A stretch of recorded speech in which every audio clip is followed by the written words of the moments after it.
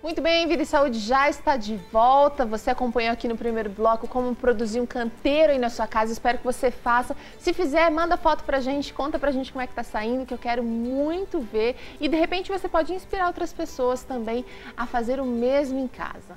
Agora é hora de um papo sério, muito importante. Muitas pessoas estão preocupadas com a alimentação das crianças. E esse é o caso de uma telespectadora, a Maria Arlete, de 57 anos, que está preocupada com as bobeiras que o seu neto anda comendo. Vamos acompanhar junto o vídeo dela? Meu nome é Maria Arlete Modesta, 57 anos. Eu trabalho de babá de cuidar do meu neto. E eu queria uma dica, o que podia melhorar a alimentação dele, porque ele é ruim para comer. É ruim para comer, só quer comer as coisas que não é necessário de comer. Tá certo, Maria Arlete. Olha, para responder a sua dúvida, eu tô aqui com a Anne, que é nutricionista, já esteve aqui no Vida e Saúde algumas vezes. Obrigada pela participação, viu, Anne? Igualmente. Você gosta de falar sobre alimentação de criança. Sim. E já deu para perceber que a Maria Arlete está sofrendo com o neto dela. Eu sei que pela sua experiência você tem bastante contato e você gosta dessa área de alimentação infantil.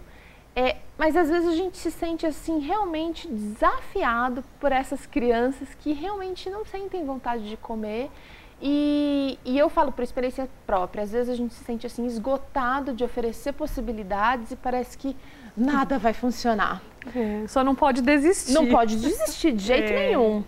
Não pode desistir porque é na infância que a gente sabe que ali são construídos os hábitos alimentares. Certo. Né? Então, esse é um momento muito importante, ter muita paciência, lembrar que a criança copia quem está em volta dela, os adultos. No caso aqui é a avó, não sei se ela fica muito tempo com a criança durante o dia, né? Mas então lembrar que às vezes não é só a gente impor para a criança aquela alimentação mais saudável ou ficar brigando dizendo que não, salgadinho agora não, lanche agora não, mas pensar também o que essa avó, o que essa mãe, esses adultos que estão em volta, quais são as atitudes que eles estão demonstrando para com esse neto, com essa criança. A gente percebe assim que nem sempre o pai ou a mãe podem cuidar, podem estar ali diariamente. A gente está vendo o caso da Maria Arlete, que é a avó e tem maior contato com o neto.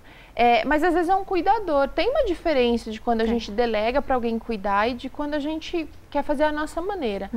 Mas o que eu percebo é o seguinte, muitas vezes a gente acaba fixando muito nessa coisa de não tá comendo, não tá comendo, não tá comendo. Parece que aquilo vira o nosso objetivo de vida. E para as mamães que ficam em casa, para as avós que ficam em casa, para os cuidadores que acabam vivendo essa rotina mais intensamente, esse é um bicho que acaba ficando de 7 cabeças. Não deveria ser, mas acaba virando, né? Talvez às vezes por um pouco de falta de criatividade, né? Porque a gente tem inúmeros alimentos que, por exemplo, são fontes de vitamina C, que tem fonte de fibra, não precisa empurrar o chuchu, né? Existem tantos outros, né? Então, assim, usar um pouquinho a criatividade e oferecer vários alimentos. Se a criança não quer um especificamente, vamos tentar achar um outro alimento que tenha a mesma fonte de vitaminas, minerais, fibras, carboidrato, proteína, que seja o nutriente que ele não está ingerindo, tentar substituir por um outro que, quem sabe, ele aceite melhor. E lembrando sempre que a gente tem que dar aquela insistida, né? De 8 a 9 vezes o mesmo alimento. Mas não sempre na mesma preparação, né? Certo. Às vezes um suco, às vezes um bolo, às vezes um biscoito, às vezes refogado, às vezes cru, né? Tentar um pouco usar a criatividade. Não é fácil, mas a gente tem que insistir nisso. Tem gente que fala assim pra mim, Teru, você não tem esse problema porque você gosta das coisas saudáveis, você em casa faz saudável, seu filho come saudável. É um mito isso, porque cada um tem um hábito alimentar e por mais que assim que a gente não tenha bobeira em casa, existe muito a influência também dos amigos, existe muito o apelo dos programas de televisão, por exemplo, do supermercado. Propaganda. E é difícil a gente controlar isso tudo, doutora. Sim, com certeza. Tem se lutado muito contra isso, né? A nossa classe social tem lutado bastante, inclusive para evitar alguns tipos de propagandas, né? Porque a gente sabe que isso estimula a criança. As cantinas nas escolas, vocês têm feito um trabalho muito forte também. Isso já existem trabalhos e leis que não permitem alguns alimentos nas cantinas escolares. Mas a questão de propaganda, isso tem lutado muito, mas a gente não tem conseguido, infelizmente, né? E é uma arma, assim, que eles têm muito grande. Eu acho que consegue, mas o avanço é muito lento, porque as indústrias alimentícias são gigantescas, exatamente. Né? Mas, assim, pensando, né, na criança, no que fazer para ela, tentar melhorar essa alimentação, lembrar também uma coisa que eu já tinha falado anteriormente, nas outras entrevistas, que é levar a criança para a cozinha, né? Estimular a criança a saber como é que é a preparação de um bolo, como que é a preparação de um pão, de um biscoito, de um arroz, de um feijão, de um suco, né? Porque muitos não sabem que o alimento determinado alimento vem do pé ou ou é uma raiz, né? Trazer isso, a criança ela gosta e quando ela vai para a cozinha, ela se sente realizada, que ela conseguiu fazer alguma coisa. E por mais que às vezes ela não goste de comer aquele alimento, ela come, porque ela vai quebrar uma barreira às vezes, porque foi ela que produziu, né? Pela sua experiência, você acha que isso tem transformado o paladar das crianças? Tem, muito, principalmente na minha prática clínica, quando, assim, em crianças que a gente vê que não come determinado alimento e fazendo a preparação daquele alimento de uma forma diferente, a gente percebe que come sim. Uma delas foi com um bolo de beterraba, que a gente fez uma vez numa escola, e as crianças adoraram. Muitas não gostaram, mas elas acharam o máximo a cor da beterraba. E você acha legal a gente fazer esses alimentos embutidos ou escondidos e não contar para a criança? Ou você acha que você tem que fazer o bolo e tem que falar, olha, é bolo de beterraba? Não, tem que falar. A criança tem que saber o que ela está comendo. Tem que ser honesto. Tem que ser. Não tem esse negócio de esconder, né? A gente tem que falar a verdade. E ela precisa saber. Então, eu acho que o que a doutora Ana está falando é uma coisa muito legal, porque se você oferece um bolo de beterraba e a criança que não gosta de beterraba, ela não vai querer provar o bolo. Mas se você levou ela para a cozinha e ela participou do processo de fazer aquele bolo e ela viu que aquele bolo se transformou numa cor linda, porque fica linda a cor. Fica. Ela, de repente, vai despertar a curiosidade dela para provar. Peraí, talvez eu não gostei de beterraba até hoje. Tá na hora de provar? Porque adultos, a gente faz isso muitas vezes. Não gosto de tal coisa. Jiló, né? Adulto não gosta de jiló, não gosta de abobrinha, muitas vezes. E às vezes a gente fala na frente das crianças, elas estão captando tudo que muito mais do que a gente imagina nas entrelinhas. E depois a gente quer oferecer o chuchu e quer empurrar a goela abaixo. Mas você não põe no prato, né? Exatamente. Quer dizer, é injusto isso, claro, né, que é. Por isso que a gente tem que perceber o que a gente está fazendo perto das crianças. Certo. Porque elas percebem tudo sim. Né? E as nossas atitudes vão interferir na decisão do que ela vai comer ou o que ela não vai comer. Às vezes a vovó come, às vezes a vovó está preparando aí uma alimentação, mas chega um tio, chega um primo e fala, Eca, vó, você fez isso de novo? A senhora sabe que eu não gosto. Exatamente. E a criança às vezes admira aquela pessoa e vai acabar indo para o mesmo caminho. Sim, com Fulano certeza. de tal não gosta, eu também não vou Porque gostar. na escola a gente já vê muito isso, né? As crianças já são totalmente contra verdes. Certo. Verde é impossível, não como nada verde.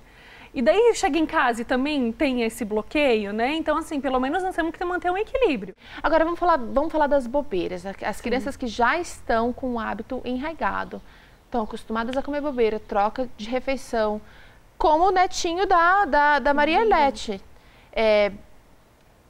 Como é que a gente faz?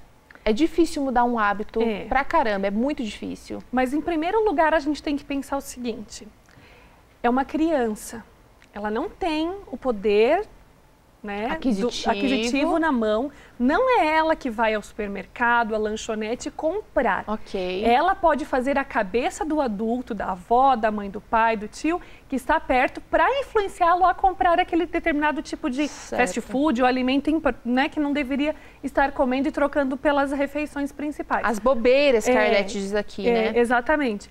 Então, a gente tem que pensar assim, se não é a criança que tem esse poder aquisitivo de ir lá e comprar, quem que está comprando? Quem está cedendo? Né? Alguém está cedendo, né? E quem é esse alguém? Então, a gente tem que pensar nisso. Tem que ser firme, porque às vezes a criança esperneia, chora, faz de tudo porque quer. Não, eu só vou comer se tiver isso. Só que a gente sabe que se a gente tiver um pouquinho mais de paciência, se ela está acostumada, por exemplo, a trocar lanches pela refeição, por exemplo, por almoço, um sanduíche por um almoço, alguém começou com isso um dia. Vai ser difícil, como você falou, é difícil a gente mudar os hábitos. Em média, quanto tempo você prevê, doutora? Depende muito de criança para criança e também das atitudes que os adultos em volta estão tomando. Tem que ter firmeza. Tem que ter, depende muito. Às vezes uma criança aceita isso muito fácil e às vezes não. Depende muito e tem que ter insistência. E você acha que uma conversa franca, eu gosto da sua linha de trabalho porque você é uma pessoa que é bem clara. Você acha que antes, de repente, de fazer essa mudança, a Maria Arlete precisava ter uma conversa, sentar de repente na mesa e falar, olha, é o seguinte, até aqui a gente lidou desse jeito, agora eu entendi diferente, eu estou aprendendo coisas diferentes com o programa Vida e Saúde. Vai ser melhor para a gente, para toda a família. De repente, não colocar a carga da mudança só sobre a criança. Mas vai ser melhor para todos nós. Sim. E a partir de agora, a gente vai ser assim. Vai ter horário, vai ter dia para comer bobeira, vai ter hora para comer bobeira. Nos outros períodos vai ser assim. Você acha que funciona? Com certeza. E você falou uma coisa certíssima, que é os horários, né? Tá. Para a criança, isso tem que servir, rotina, entendeu? Né? Principalmente quando ela já está na fase escolar. Quando ela está ainda pequenininha, nem tanto, mas quando tá é daí que forma o hábito também, né? Exatamente. Mas eu digo pequenininha assim, ainda assim, menos de um ano, né? Porque acho que a gente tem que ainda ceder um pouco. Mas depois disso, entrou na fase escolar, eu acho que tem que ter rotina, tem que ter horário para comer. E essa questão da conversa é certa. A criança entende, a gente sabe. Eles entendem melhor do que a gente pensa. Verdade. Eles entendem muito bem e tem uma conversa bem franca. Quem sabe não na mesa, mas antes de sentar à mesa. Chegar, olha, a gente está fazendo assim, isso não é legal para a sua saúde. Quem sabe comprar um livrinho de história que fale sobre uma alimentação saudável. Isso tem um monte nas livrarias, né? E tem para várias faixas etárias. Gente. Tem para desde criança pequenininha até para crianças maiores. Né? Então, trazer isso e mostrar para a criança que o que ela está fazendo não é legal para a saúde dela. Né? Que isso vai acarretar mais tarde em doenças cardíacas, em obesidade, né? Em problemas, quem sabe, de articulação. Tem tantas problemas que podem acontecer. Uma duvidazinha, é o seguinte, às vezes a criança, você falou no comecinho aqui da nossa conversa, né? Às vezes a criança não vai comer chuchu, não come chuchu, não quer nem experimentar o chuchu. Mas a gente sabe que a gente encontra A, B, C em outros nutrientes. O que você acha? Você acha que, não, eu preciso obrigar meu filho, pelo menos experimentar o chuchu, quantidade, né? Comer um pouquinho tá bom ou não? Você acha que, de repente, assim, não compensa queimar um alimento e de repente, numa outra fase, oferecer? Qual que é a sua opinião? E também baseada na sua experiência. Então, acho que legal a gente dar uma insistida para oferecer. Porque às vezes a gente diz que não gosta de um alimento, mas a gente nunca provou. A gente só ouviu falar que ele é ruim. Né? Então é legal fazer provou ele só refogado e não sabe que com umas gotinhas de limão mudou completamente. Exatamente, o modo de preparação. Então acho interessante a gente pedir sim para experimentar. Tá. Né? Isso é legal. Não gostou? Não insiste, entendeu? Tu tentou fazer de várias formas, pegou o chuchu, fez o chuchu na salada, fez o chuchu refogado, fez um assado de chuchu, não deu certo.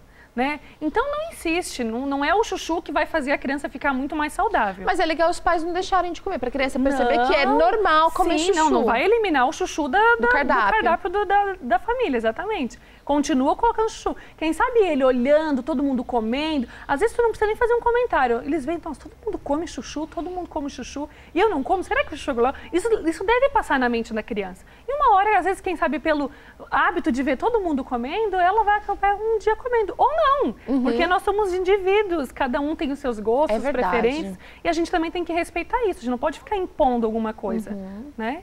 Agora, não dá para ceder em tudo, então a gente tem que forçar um pouquinho e experimentar, porque muitas vezes a gente acha que não gosta de alguma coisa e quando a gente prova, que delícia, nunca tinha pensado. Uma experiência pessoal minha é com a manga. Né? A minha mãe não gostava de manga, que manga é ruim, que manga não sei o quê. E nunca tinha comido manga na minha vida. Nunca. Uau! E eu dizia que era ruim. No Brasil ainda, hein? E eu dizia que era ruim. Eu estudei um período da minha vida em colégio interno, no NASP, e via todo mundo comendo manga, se deliciando com manga. Isso não é possível, gente, que isso daí seja tão ruim. Hoje eu me acabo em manga. Por quê? Porque eu acabei experimentando. Então, às vezes a gente faz isso, né? É verdade. E eu tive a influência da minha mãe negativa, né? De ela dizer que não... Sem saber, obviamente. Sem, claro, né? ela não tinha essa intenção, né? Só que a gente tem que cuidar para não fazer isso com quem está à nossa volta, né? É verdade, Anne. Anne, obrigada mais uma vez pela participação aqui. Espero que a Marielete possa realmente conseguir mudar os hábitos aí da casa. Que Deus te abençoe. Obrigada pela iniciativa. Que Deus abençoe você, viu? Vida e Saúde vai ficando por aqui, a gente se despede. Amanhã vai ter depressão do idoso e também um papo muito sério sobre endometriose, que tem feito muitas mulheres sofrer horrores. É no Vida e Saúde de amanhã às 4h30 da tarde, eu espero você. Até lá, tchauzinho.